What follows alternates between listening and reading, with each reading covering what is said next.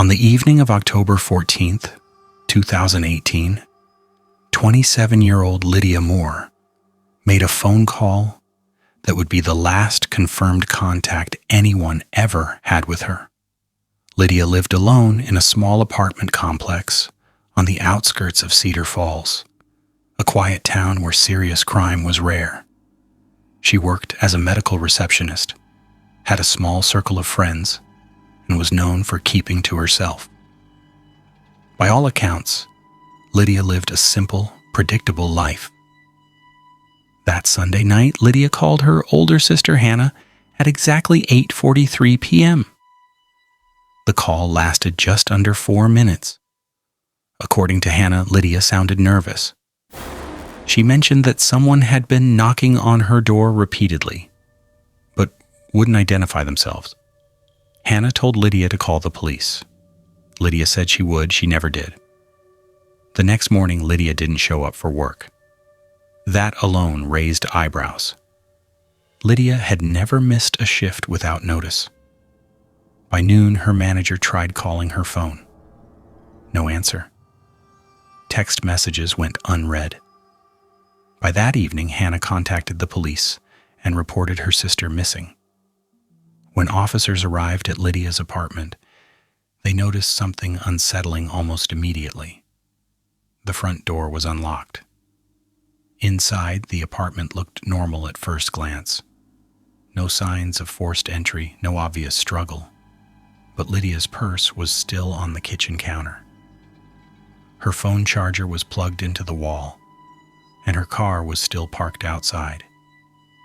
It was as if Lydia had simply stepped out for a moment and never returned.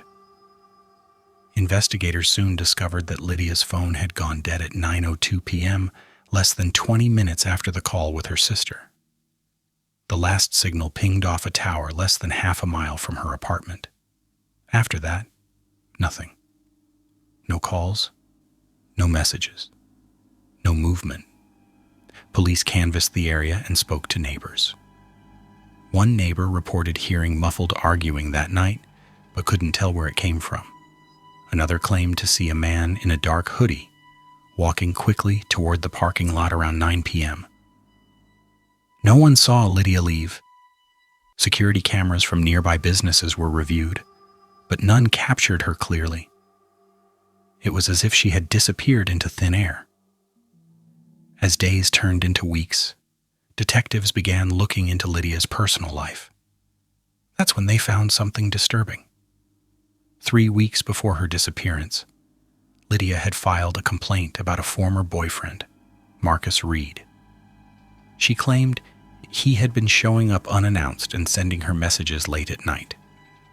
Marcus denied everything. He admitted they had dated briefly, but insisted the relationship ended on good terms. He also claimed he was at home alone the night Lydia vanished, an alibi no one could confirm. Police searched Marcus's phone records. Several calls to Lydia had been deleted. Still, there was no physical evidence tying him to her disappearance. Search teams combed nearby woods, abandoned buildings and riverbanks. Nothing was found. No clothing, no phone, no trace of Lydia Moore. Months passed. Then, nearly a year later, a hiker made a grim discovery in a wooded area just 10 miles outside town. A single shoe, partially buried in the dirt. The brand and size matched Lydia's. Despite extensive searching, no other remains were found. The case slowly went cold. To this day, no arrests have been made. Lydia's family still waits for answers. Her apartment remains empty, her belongings untouched, frozen in time. And that phone call, the one where Lydia said someone was knocking on her door, continues to haunt investigators. Because whoever was on the other side of that door, just knows, was never identified. And Lydia Moore was never seen again.